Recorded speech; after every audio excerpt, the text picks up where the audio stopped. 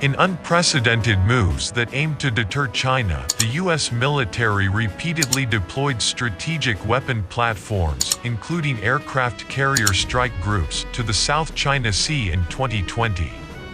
It is likely that it will continue to rally regional allies and partners to interfere in regional affairs and enhance its frontier military presence, as well as the intensity of its activity in the region in an effort to achieve maritime containment of China, a recent report by a think tank focusing on the South China Sea shows. This is the third consecutive year the Beijing-based South China Sea Strategic Situation Probing Initiative or SCSPI has published reports on U.S. military activities in the South China Sea, as the U.S. military has been increasing operation frequency, intensity and focus in the region in recent years. According to the SCSPI, the U.S. dispatched aircraft carrier strike groups, amphibious-ready groups, nuclear-powered submarines, and B-52H and B-1B bombers to the South China Sea in 2020. In terms of scale, number and activity duration, the high intensity of U.S. military activities in 2020 is extraordinary compared with previous recent years. Due to the impact of the COVID-19 pandemic, it increased intensity and frequency of aerial and underwater activities to make up for the lack of surface force and maintain and strengthen its military presence in the region. In July 2020, the U.S. conducted dual aircraft carrier group exercises twice within half a month, which is widely seen by analysts as a rare move. It showed some new characteristics of U.S. carrier group deployment in the South China Sea and surrounding waters. First, it was very combat-oriented. For example, the USS Ronald Reagan carrier repeatedly moved into and out from the South China Sea fast and coordinated flank attacks with other carrier strike groups. Second, U.S. carriers operated in a wider area. For instance, the USS Theodore Roosevelt Carrier Strike Group practiced operational application of expeditionary forces near the Zhongsha Islands for the first time.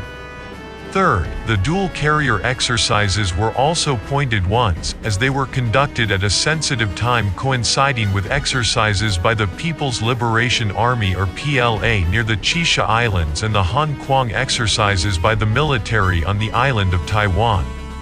According to incomplete statistics gathered by the think tank through openly available information, the U.S. sent several types of spy planes, including P-8A anti-submarine patrol aircraft and EP-3E electronic reconnaissance aircraft, to the South China Sea close to 1,000 times for close-in reconnaissance on China.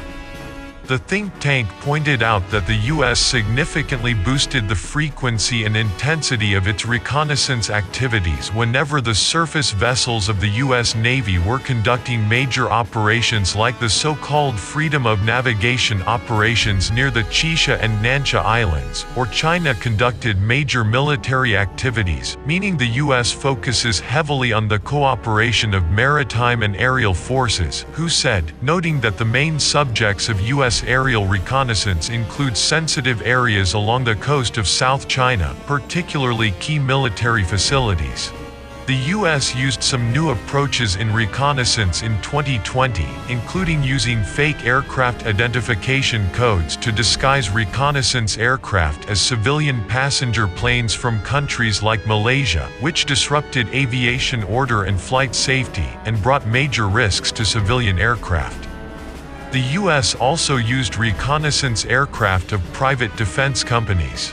Dubbing these moves as gray operations, the U.S. increased the risk of misjudgment between the Chinese and U.S. militaries. On Wednesday, the U.S. Defense Department released its annual Freedom of Navigation report for fiscal year 2020, claiming the U.S. military conducted so-called freedom of navigation in the South China Sea and East China Sea, without publishing the number of operations. Previous SCSPI data show the U.S. conducted such operations in the South China Sea 5 times in 2018 and 8 times in 2019. WHO revealed that in 2020, the U.S. military conducted a high amount of island or reef trespassing activities in the South China Sea and transits of the Taiwan Straits, in the name of freedom of navigation and overflight, and they marked the highest numbers in recent years in terms of both frequency and intensity. The U.S. conducted 9 island or reef trespassing activities in the South China Sea, namely 5 near the Chisha Islands and 4 near the Nansha Islands. U.S. surface vessels also conducted 13 transits of the Taiwan Straits in 2020. Noting that the moves encouraged secessionist forces on the island of Taiwan and sent very dangerous signals to Taiwan independence forces, posing a very big threat to peace and stability in the region. COVID-19 ravaged the globe in 2020, and several U.S. warships were struck by the coronavirus. While this resulted in a significant decrease in the scale and number of U.S. exercises in the South China Sea, it did not stop it from rallying its allies for gunboat diplomacy. It conducted bilateral and multilateral exercises with countries like Japan and Australia in the South China Sea several times in an effort to continue to strengthen regional presence, push forward military cooperation with regional allies, and expand military deterrence on China. With Joe Biden becoming the new U.S. president, predicted that the Biden administration will not change the course of strategic competition hit back China either politically or militarily. This means the trend of military tensions between the two countries in regions around China, including the South China Sea, will likely remain, as U.S. warships and warplanes will continue to frequently enter the region for different types of activities, he said. The U.S. will also further rally its regional allies and partners to interfere with South China Sea affairs, because, while the U.S. still maintains a significant military advantage in the world, this advantage is gradually being lost in the Western Pacific, as China's countermeasures are being greatly enhanced. Military provocations and deterrence from the U.S. will undoubtedly further escalate regional tensions, and under the slogan of great power competition, the U.S. military will continue to increase the intensity and frequency of operations in the South China Sea. The only things that could change are individual tactics and approaches. Meanwhile, Beijing has condemned the latest U.S. intervention in the South China Sea. The Arleigh Burke-class destroyer, USS John Finn, sailed through the Taiwan Strait on Wednesday in accordance with international law. The news comes as both the US and China plan senior-level talks next week in Alaska to discuss tensions in the region. Beijing declared the vessel's presence in the region a provocation that disrupts stability. The U.S. ship's passage sent a wrong message, said Senior Colonel Zhang Chunhui from the People's Liberation Army.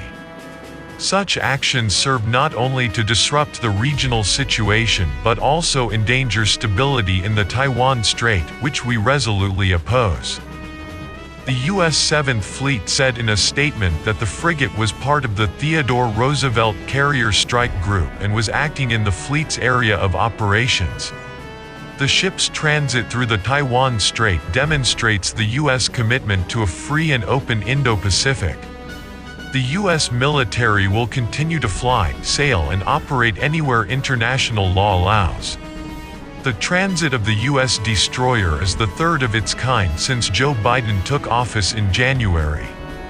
Colonel Zhang said, "This move by the U.S. Navy has artificially created risk factors across the Taiwan Strait and deliberately undermined regional peace and stability.